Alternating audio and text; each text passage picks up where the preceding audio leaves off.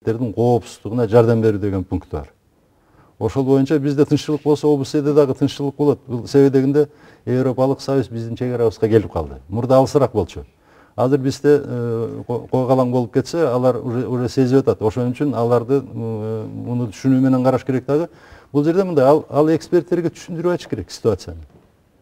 Маселенин баары ошондо болуп атат да. Алар эмне үчүн мына Хизбут Тахрир эмнелер үчүн тыйып салдыңар деп бир капа болушпайт. Жамаат Мужахет деген уюмду террорист деп жарыялап салдыңар деп эмне үчүн капа болушпайт. Ал түшүнүү менен кабыл алынып атышат, алардын аракеттерин көрүп атышат. Анан экинчиден бул исламдык агымдар өздөрү чечип алсын деген кеп да. Анын мындай башка жагы да бар маселенин. Рахмат сизге. Ушуну менен Азаттык плюстун студия ичиндеги маектери жыйынтыкталды. Достор, биздин каналдан четтебей туруңуздар. Алдыда аудитория арасында суромжолоо жана берүүбүздүн дебат бөлүгү күтүүдө. Сиздер Азаттык плюсту көрүп жатасыздар. Бүгүнкү биздин темабыз мен ишенгим келет. Жаштар эмнеге ишенишет? Алардагы руханий байлык, руханий дүйнө эмнеге муктаж? Биз бул боюнча бүгүн сурамжылоого азыр аудиторияга суроо менен кайрылабыз. Менин оюм, Кыргызстандын келечеги бул жаштардан куралат да. Эми ошол Кыргызстан азыркы жүргүзүп жаткан саясаты, анын экономикалык багыты, анын мамлекеттер аралык өзүнүн коопсуздугу, мына ушунун бардыгына идеологиянын сөзсүз чоң таасири бар. Ал эми идеологияга диндин дагы өзүнчө чоң орду бар. Ошол идеологияны биз курууда азыркы мезгилде Кыргызстандын кенеде болгон Кыргызстаныбызга аябай көптөгөн диний агымдардын келиши аябай чоң коопсуздукту туудурат келечекке болгон өзүбүздүн максаттарыбызга. Ошондуктан биздин идеологиябызда элдердин, жаштардын сугарылып бир ишенимде, бир руханий билим алуусуна ар кайсы диндер келип өздөрүнүн чоң терс таасирлерин берип жатат. Ошондуктан биз буга күчтүүрөөк мындай камданышыбыз керек да. Эми азыркы убактарда жаштар эмнеге ишенгиси келет деген суроону койдукпу. Жаштар болсо адамдар мамлекет тарабынан болобу, дин тарабынан болобу сөз менен иши дал келсе, ошону издешет экен да, иши дал келсе. Анан көпчүлүк ушуга ишенгиси келет. Жашоолору кандай, баскан турганы кандай, чын эле идеологияны издешет. Анан эми диндердин көптөрү агымдары келип аткандыктан көптөрү динди жаштарды эми бул динге ишен же тиги динге ишен деп эч ким бурмалай албайт. Ар бир адам жекече оюн эч кимге бергиси да келбейт.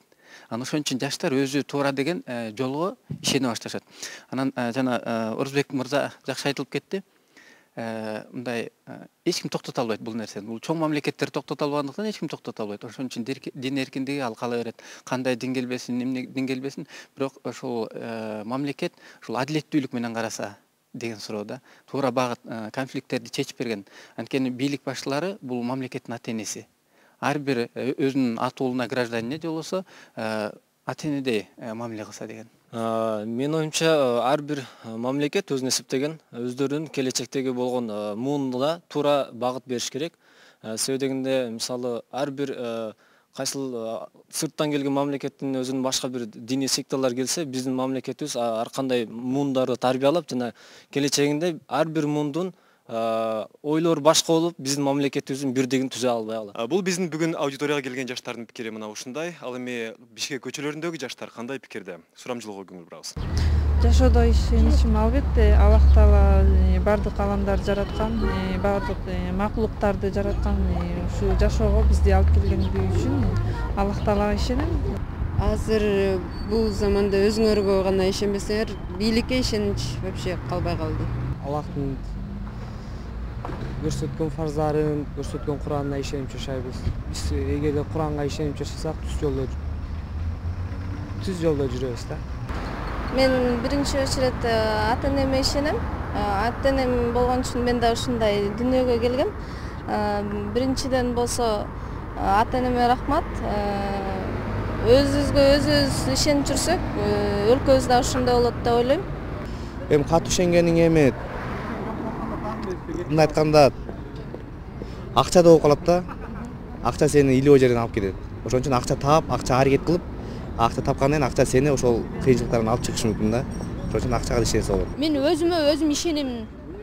Ушундай аракет кылып, кандайдыр бир жакшы адам болуп чыгышка аракет кылам да ар дайым. Азаттык пресстин пикир айтыш бөлүгүн баштайбыз. Достор, биз Кыргызстанда жакында кабыл алынчу дин жаатындагы жаңы мыйзам тууралуу талкуубузду улантабыз. Бүгүн дебаттын катышуучулары Нурбек жана Нурлан. Нурбектин пикиринде Кыргызстанда диний жаатта ушундай талаптары катуу коюлган мыйзам керек. Бул мыйзамда биринчи статьясында ошол жөнгө салуу дагы ошол мыйзамдын функциясы бар да. Бул эң туура маселе, анткени себебинде таза эле эркиндик берип койгондо ал диний агымдардын ичинен деструктивдүү, тоталитаризмдик ушул багыттагы секталар көбөйүп кетпеди. Алардын ишмердүүлүгүн кандайдыр бир деңгээлде мамлекет көзөмөлгө алып, мамлекеттик орган жөнгө салып турушу керек да. Бул мыйзам иштеши керек. Оюңуз түшүнүктүү. Нурлан, сиз айтып атасыз, ошол мыйзамдын кириши менен Кыргызстанда адам укугу чектелиши ыктымал баш мыйзамга каршы келет деп. Бул ойлоруңузду эмне менен негиздейсиз? Биринчиден айтып кетчү сөзүм бар эле, бул бисмилла дегенде эле мыйзам чыгаруучуларыбыз бияктан ката кетиришкен да.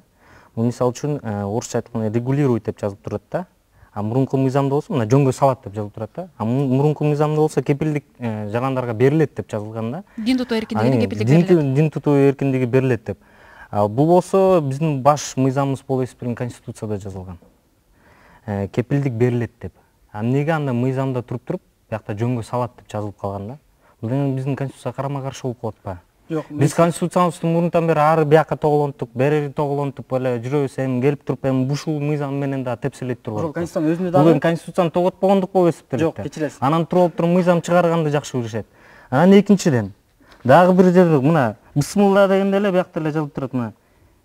Балдарды религиозный диний уюмдарга тартуу тыюу салынат. Биринчи сөзүңүзгө аргумент келтирип коеюн.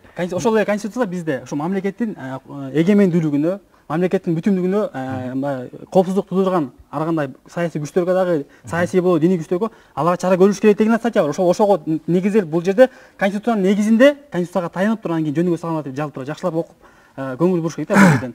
Жана башка артыкчылыктарын айта кетсек, бул мыйзамдынчы мурунку дин уюмдар булар бизге 10 киши келип чогулуп эле дин уюм уюштуруп, алардын баягы кайсыл жактан каражат бөлүнүп жаткандыгы, кандай ишмердүүлүк менен келгендиги белгисиз болчу да. Азыркы мыйзамда так туура көргөзүлбөй, алар канча каражат, кайсы каражат, кайсы жактан каражат алат. Эми мен мага сөз бербейсизби? Эми мага сөз бериңиз. Ошол мен сөзүмдү аягына чейин бүтүрүп коеюн. Бул мыйзамды биз 10-15 жыл мурда кабыл алсак, туура болмок да. Могу сөздү алгандан жөнгө салат деген сөздү алып туруп, Конституцияга карама келтирген сөздү алып туруп, ушул мыйзамды кабыл алсак, бул абдан жакшы жазылган мыйзам. Ошондой кабыл алыш керек болчу. Азыр болсо ушул мыйзамга жараша көптөгөн уюмдар мыйзамсыз болуп эсептелип калат азыр, туурабы, диний уюмдар. Ошол диний уюмдар күчөлүшүп калган. Монда кичинекей кезинен бери өсүп калган көбүнчө кишилер. Эми аларды каяка жиберебиз? Жанагы биздин мыйзам чыгаруучулар айткандай эшикке чыгарып салабызбы? Туура эшикке чыгарыш керек. Алар негизи биздин мыйзамга туура каршы иш. Анда биз анда кайсы укугубуз менен айтканбыз, биз анда кайсы укугубуз менен бетибиз кызарбай туруп кайсы мамлекеттик аралык жана пакттарга, декларацияларга. Биздин убактыбыз чектелүү, биздин көрөрмандарга позициялар белгилүү болду окшойт. Нурлан бул мыйзамда кээ бир катачылыктар кеткен деп эсептейт, анан катал деп дагы эсептейт. Ал эми Нурбек мыйзам азыркы шарттын талабына ылайык кабыл алынууда деген пикирде карманып турат. Көрөрман, бул дебаттын жыйынтыгын сиз чыгарасыз. Эгерде сизге Нурбектин же Нурландын позициясы жакса, биздин экраныңыздан көрүп турган номерларды терип бизге байланышка чыгыңыз же болбосо электрондук кат жолдоңуз. Достор, Азаттык плюс дин жаатындагы жаңы мыйзам жөнүндөгү талкуусун ушу менен жыйынтыктайт. Бул талкуунун жыйынтыгын биз чыгарууну чечтик. Көрөрман, аны сиз чыгарасыз. Биз менен сөзсүз байланышыңыз, телефон чалыңыз, электрондук кат жолдоңуз, ошондой эле SMS-те жазсаңыз болот. Эмки дүйшөмбүгө чейин сак саламат алыңыздар, жакшы алыңыздар.